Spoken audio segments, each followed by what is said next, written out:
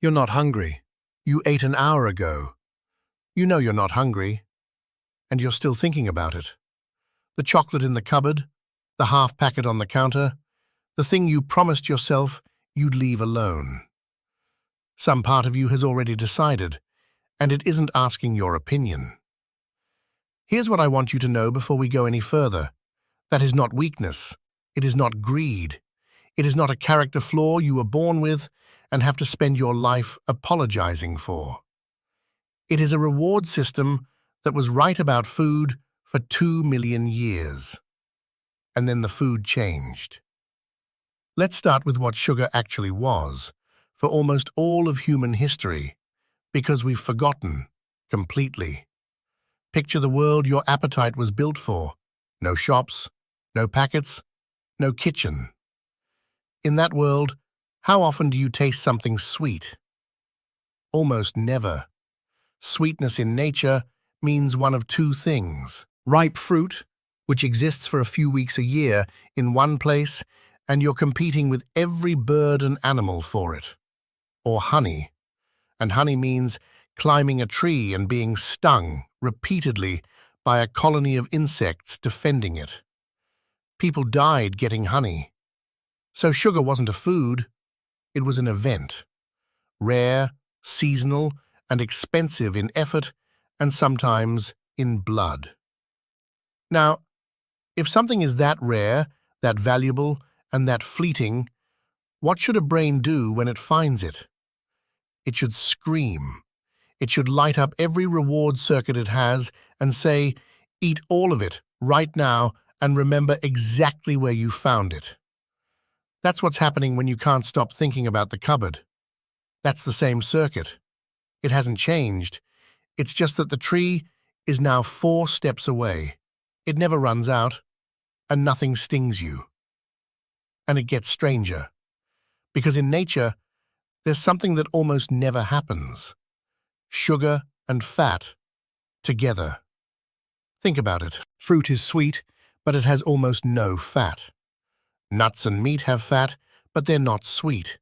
In the natural world, those two things live in separate places, and your brain has separate machinery for wanting each of them. There is one exception: milk. The first thing you ever tasted, engineered by evolution to be the most compelling substance a mammal will ever encounter, is sugar and fat together. Now think about what a donut is, or ice cream, or a chocolate biscuit. We figured out how to combine two signals that nature almost never puts in the same place, and we did it at concentrations that don't exist anywhere in the wild. There is no food in nature that does what a donut does to your brain. Not one. This has a name, and it's a beautiful one: a supernormal stimulus. Biologists found it in birds first. If you give a nesting bird a fake egg, bigger than her own, brighter, more speckled, she will abandon her real eggs and sit on the fake one. It isn't stupidity. Her instinct says bigger and brighter is better, and that instinct was correct every single time, until a scientist showed up with something that had never existed before. You are the bird, and the supermarket is full of the fake egg. There's a second thing we did, and it's quieter, but it might matter more.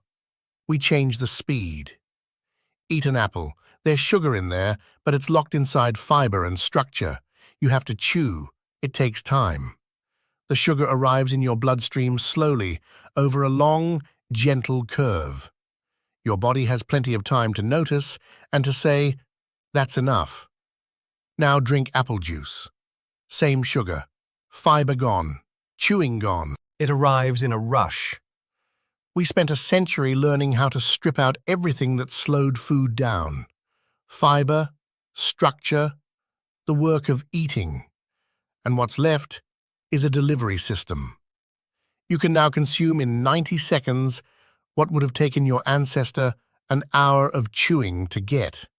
And the signal that says stop arrives long after the food is gone. Which brings us to the part that people blame themselves for the most. Why doesn't the off switch work? And the answer is, because you don't really have one. Not for this.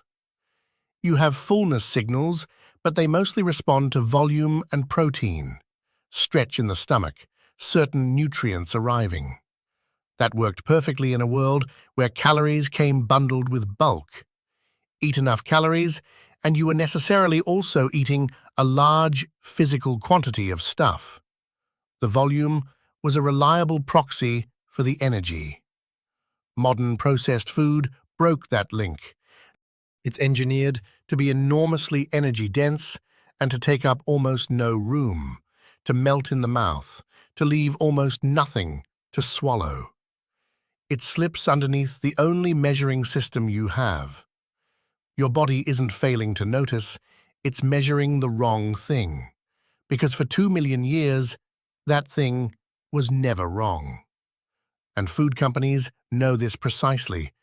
There's an industry term, the bliss point, for the exact ratio of sugar, fat, and salt that makes a product maximally hard to stop eating.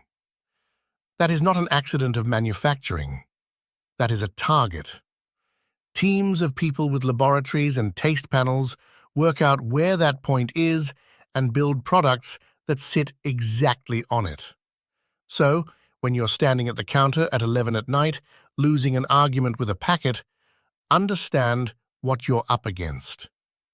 On one side, an instinct 2 million years old that has never once been wrong. On the other, a product designed by professionals to defeat exactly that instinct. That is not a fair fight, and it was never meant to be. So the question we always end up at: why hasn't evolution fixed this? Why is there no break? And the answer is the most uncomfortable one on this channel. Because for almost all of human history, there was no such thing as too much food. Think about the two ways of being wrong. Eat more than you need when there's a surplus, and you store some fat. In a world of seasons and lean months and unpredictable hunger, that stored fat isn't a cost. It's insurance. It's the reason you survive the winter that kills your neighbor. Failure to eat when food is in front of you, and you might not get another chance for a long time. One mistake is a slight inconvenience. The other one kills you. So the system was built with no upper limit, deliberately, because an upper limit was never useful. Nobody ever starved from wanting food too much. Plenty of people starved from wanting it too little. You are descended, without exception, from people who ate everything they could find, whenever they found it. The ones with a sensible off-switch had no advantage, and in the hard years, they had a disadvantage. Before we finish, an honest note, and this one matters more than usual. Everything here is an explanation of a mechanism. It is not a diet, it isn't advice about what you should eat, and it is definitely not a claim that your body is a problem to be solved. Weight and eating are also about genetics, medication, sleep, stress, money, access, and a dozen things no video can see from here. And if food feels frightening to you, if eating or not eating has become something that takes up your whole day, or something you feel you have to hide, that's worth talking to someone about. And there are people who help with exactly that for a living. Understanding why the pull exists doesn't oblige you to fight it alone. But here's what I want you to take with you, if you take anything. That pull toward the cupboard isn't a defect in your character. It's an instinct built with extraordinary care, by an extremely long history of hunger, to do one job: never walk past something that valuable. For 2 million years it was right, every single time.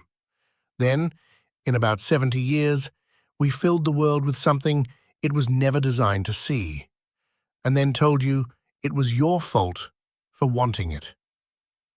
You don't lack willpower. You were built for a world with less.